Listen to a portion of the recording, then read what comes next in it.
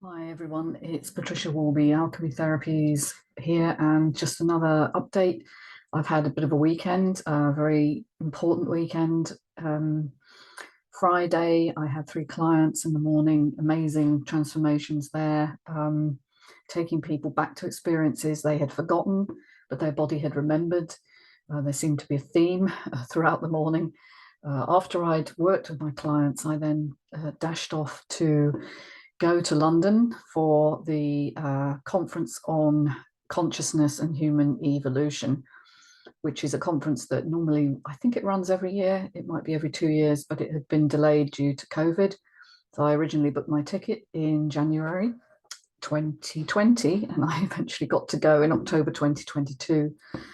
And it was a stellar lineup, absolutely stellar. All the kinds of people that I love to listen to: Greg Braden, LynnMcTaggart,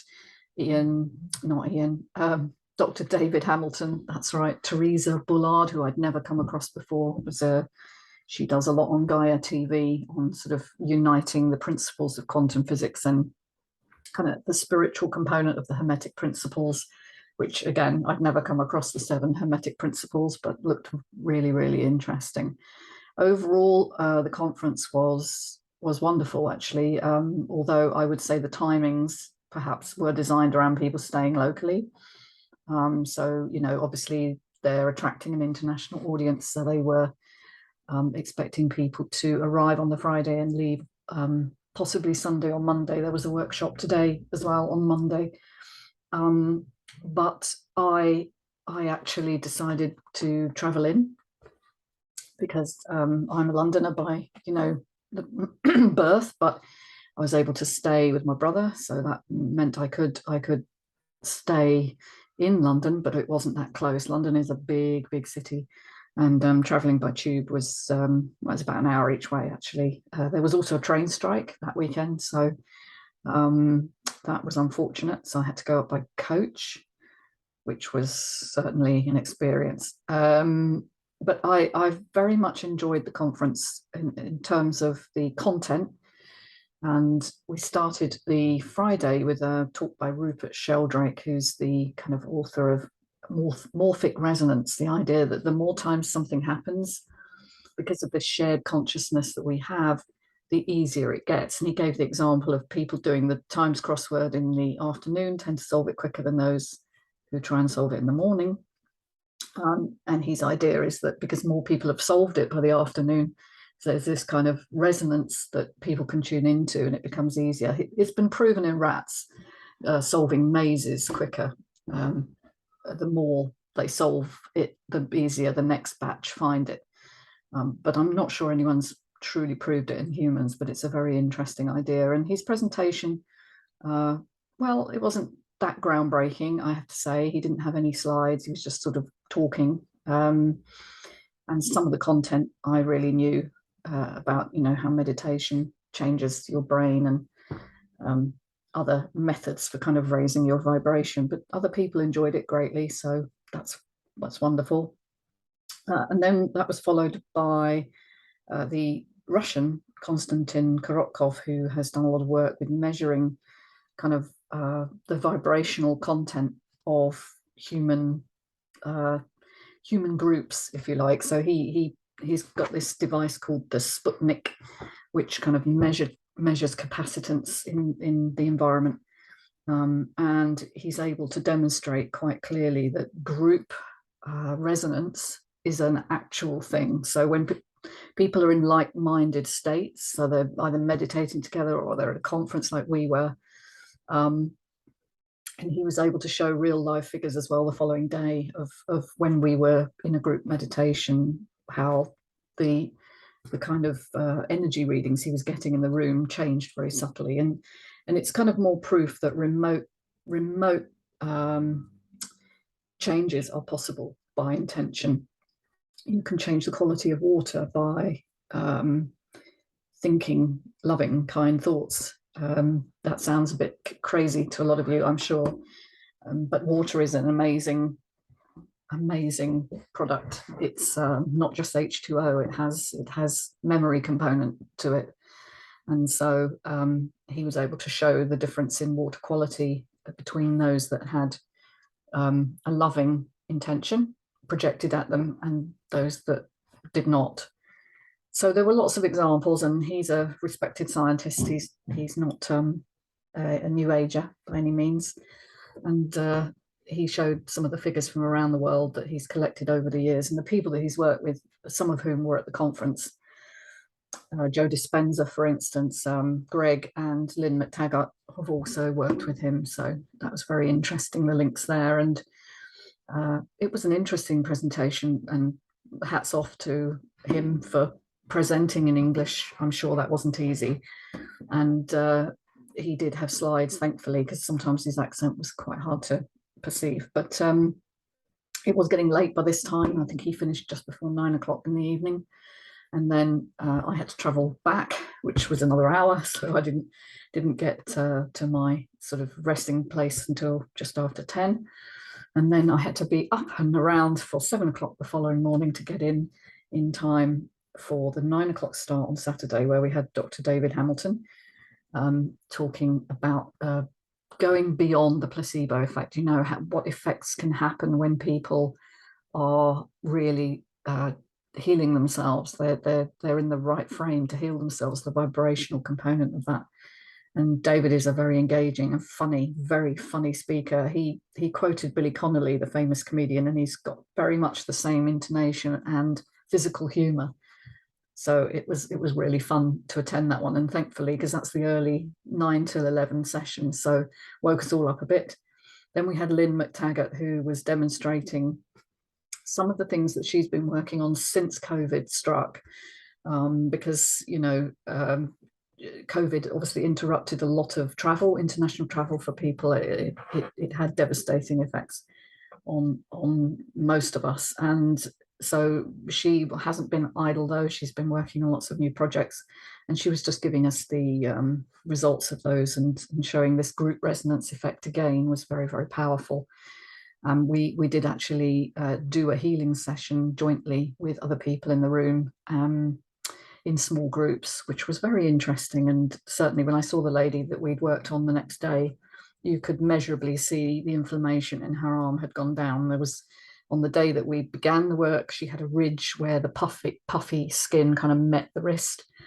The next day, the ridge had gone, and she said the pain in her shoulder had gone. And whether those effects are long lasting, I sometimes question that, because if you haven't changed the overall pattern, whatever you're holding emotionally, they're likely to come back. But certainly during the session, when you receive all that loving support and connection, all remotely, all done just by being quiet in a room and literally holding hands, that's what we did.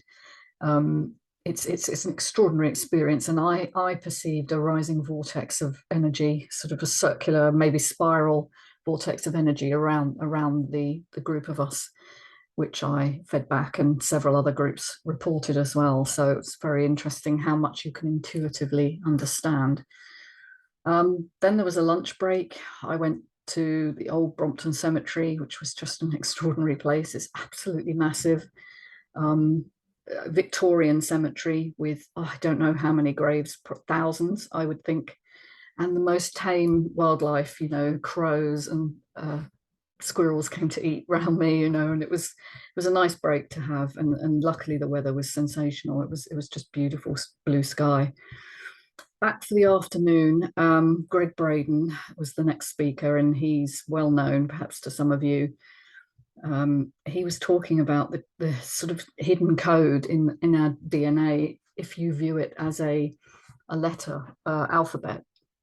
And he mentioned that there's been a document that many rabbis have not really released. They don't use it. It's called the Book of Creation, and there's only one English translation of that book because it's considered so sacred that you just don't want to mess with it. But it seems to have almost like a code, which if you read it in a certain way, you can apply to the bases in DNA and read something like God, the divine God is within us. In other words, our DNA itself is divine. And that doesn't mean it's no religious connotation at all. It means it's our connection to all that is, the oneness, the source, whatever you want to call it. Those of you who are listening in used to me delivering scientific lectures might be gasping at this point or rolling over, but I do actually love the unification of science and spirituality, and so I'm just reporting what happened. I think Greg Braden's work is extraordinary. I think he has the openness to kind of bring his scientific training and kind of maybe bring together the holistic worldview as well. I do understand that we are more creative individuals than we realize, and particularly when we come together as a community, and that our DNA is not to be messed with. I think that's a very dangerous thing because we don't understand it sufficiently. We still think of it as a thing, and it's not a thing, it's a vibration. If you look at quantum physics, you can't both have a position and a speed. You know, you can't measure both at the same time. And so you can't have a wave or a particle at the same time. They can be either one or the other, and they kind of switch between potentials. And I think DNA is an example. It's composed of atoms. So it's an example of a molecule that perhaps has both qualities of light and qualities of particles. And so, but for me, what the interesting thing was that he had gone to such depths to translate the codes and kind of give us this overall meaning that God is within us. It's actually in our physical form, if you like, and the way our bodies are formed is like a reflection of divine intention. I'm not a religious person. I am not saying for any moment that God is on high looking down on us. I think God is a concept. It's a metaphor for maybe creation. The idea that there was something before there was what we have now. There must have been a moment where the universe expanded from the Big Bang. There has to have been a moment of intention for that to happen, and who or what created that, I have no answers for. But I certainly think when I'm working with people, you can see the self-organizing ability of the human body when you get the information correct, the informing from the energetic field outside of us into the body and through beliefs, thoughts, and emotions. That's when the healing is possible. So that was very, very interesting. And I'm trying to think who we had at the end of that day. It was such a long day. I think I remember, yes, ZulmaReyo, so whose book I now have because she was giving it away, which was wonderful and very, very generous. And she was talking about inner alchemy, how to actually promote this kind of alchemical transformation of the human body, mind, and spirit. Now, sadly, she was the last slot in the day, and it's 5 till I think it was 7, and I was really flagging. So I think I only managed 3/4 of an hour of her talk, which was very interesting. She runs an academy. She's 79, but an amazing 79-year-old. She's a teacher by training. She's not a scientist. She was very clear to say, I'm not a scientist, but these are the things I've learned through my experience. And again, we did some meditation to kind of experience what she was offering. I'm working my way through the book. It is interesting. And the fact that she's called it alchemy, of course, because that's the name of my therapy. Alchemy Therapies is the name of my business. So the idea that transformation is not just changing something, it's being transformed by it. It's the act of allowing something to create a new reality. That is alchemy for me. When I work with people, I'm not just helping them to overcome their symptoms, I'm helping them to recreate a new version of themselves, who they really are. So I certainly had a lot of connection with the things she was saying and what she was promoting. And then Sunday, again, a very early start, 9 o'clock on a Sunday. Now, conference organizers, that's a tough one. It's okay if you're in a hotel around the corner, but if you're traveling an hour in or worse, I'm sure there are other people who came even further. I think that's a very early start. And luckily we had one of my favorite speakers, Marianne Williamson, who is one of the most profoundly spiritual people, but she's also very practical. talking, and so she was able to enliven us with her wonderful vision of humanity and what the world could become. She recently stood for the US presidency, and somebody asked her in one of the questions afterwards, you know, would you stand again, and if so, how can we contribute? And she said, you know, thank you. Apparently they're not allowed to accept non-US contributions, so they had to return any donations that people outside the US gave her. But she was phenomenal, and she did an hour's presentation and an hour answering questions, of which they were widely divergent. You know, can imagine people asking all sorts of things about the world we're in at the moment, the challenges we all face, and how a spiritual approach, which is based on A Course in Miracles, which is the kind of teaching that she abides by and updated and revised in her book. It was just very profound. It was very funny. It was very lively, and I really enjoyed it very much. And then there was Dr. TeresaBullard, who I had not come across before, and she was very much uniting the quantum physical world with the spiritual, and talking about what quantum physics teaches us and how the materialism and the limitations of our thinking are bringing us to the state we're in now. And I do intend to follow up some of her links, because she has a teaching, the Mystery School, which is on Gaia TV, and I think it's also available on Prime as well, Amazon Prime. So thanks to her, very, very profound presentation. The one in the afternoon, I didn't stay for, and I really apologize to those two wonderful teachers, but it was too late for me. I needed to get home so that I can be present for my clients here today without being completely exhausted. So that was my summary, really, of the Consciousness and Human Evolution Conference, which, you know, we need a revolution, we need an evolution, we need to know that it's possible, we need to know that now is the time, because unless we evolve, we're going to die.